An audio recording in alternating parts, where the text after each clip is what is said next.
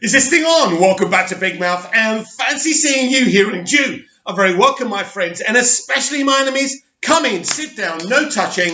I don't do the touching. And welcome to the dceu Extra. If you're feeling charitable, please smash the subscribe button and the like button, and follow me on Twitter at Movies TV Mad. This is Big Mouth if this is your first time. This is the exclusive place for DCEU movie opinion, DC Comics opinion, DC TV, anything DC, but this channel goes beyond that. We can talk about anything in entertainment, anything we want, or anything I want. So the reason I'm doing this video, because this is what I do here. If I see something drop, I'll make a video about it. So the Wonder Woman 1984 Empire article has dropped, and they've got an exclusive interview with Gal Gadot, and we're going to read it along together. Wonder Woman 1984, Diana Prince has evolved, says Gal Gadot. Right. A lot has happened since Wonder Woman came out in 2017 and delivered a smart, heartfelt, pioneering superhero story. We're not just talking about the COVID-19 pandemic. The DC world changed massively from the troubles of Justice League to the arrival of Aquaman and Shazam, while further proof came that female-led comic book movies could absolutely slay at the box office. They can only slay at the box office if they're good and great and awesome, like this film. It doesn't prove that crappy, rubbish female-led movies are going to work just because they have a female lead. And the same goes for the male ones as well. And now in her upcoming second adventure, everything has changed for Gal Gadot's Diana Prince too. Patty Jenkins' Wonder Woman 1984 takes her into, yes, the 80s, offering a bold, colourful new era for DC's brightest hero.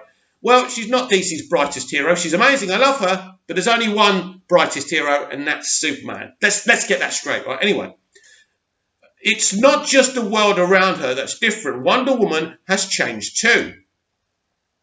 The first movie was a coming of age. It was Diana becoming Wonder Woman. Gadot tells Empire in the upcoming new issue on sale Thursday the 16th of April.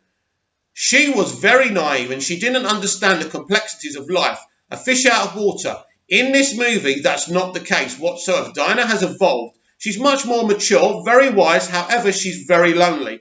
As I said to my reaction of Wonder Woman 1984, if you want to see my review stroke reaction of Wonder Woman 1984, because I did see a 90-minute test screening a few months back, it's here, it's on my channel, so check that out after you've seen this, of course. Right. However, she's very lonely. She lost all of her team members and she's guarded. And then something crazy happens. That something crazy refers to the miraculous return of Chris Pine, Steve Trevor, whose spoiler warning died at the end of the first film. How exactly he returns remains to be seen. But all involved were keen to have him back. Chris was an integral part of the movie and of its success. Yup, says Gadot. And because he and I and Patty really enjoyed working together, we all wanted to have him back. And Patty and co-writer Jeff Johns found the best way that serves the narrative to bring Steve back. Remember, co-writer Jeff Johns also made this decision. That means Jeff was very integral to this project from the beginning, middle, and end. Always remember, don't get your hatred mixed up with the truth. Is that it? Yeah, that's it. So basically, it's telling you to read Empire's full Wonder Woman 84 story when the issue hits newsstands. So that's great. So basically, the reason it's part of an interview that's dropped. And I think it's very, very important that you guys as DC fans and me as a DC fan as well, do this stuff for each other. And it's all going to hit. This is part of the big push for this film. It's a massive film. I've already told you that I've seen a 90-minute test screening of it. It's a massive film. Look, it's a massive film for the DCEU. It will change things. This is the first part of a two-part Flashpoint story.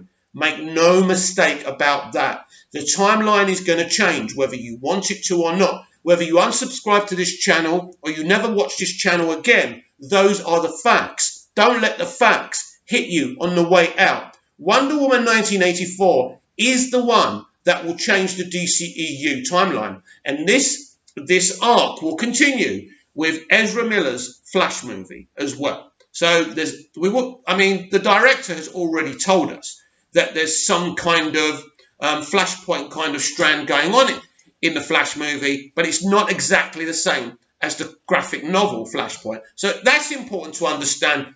This will serve into the course correction they're trying to make within the DCEU. Now, I don't know what's going to happen. I really don't, because there's still a big push for Zack Snyder's Justice League, and I think that's going to happen.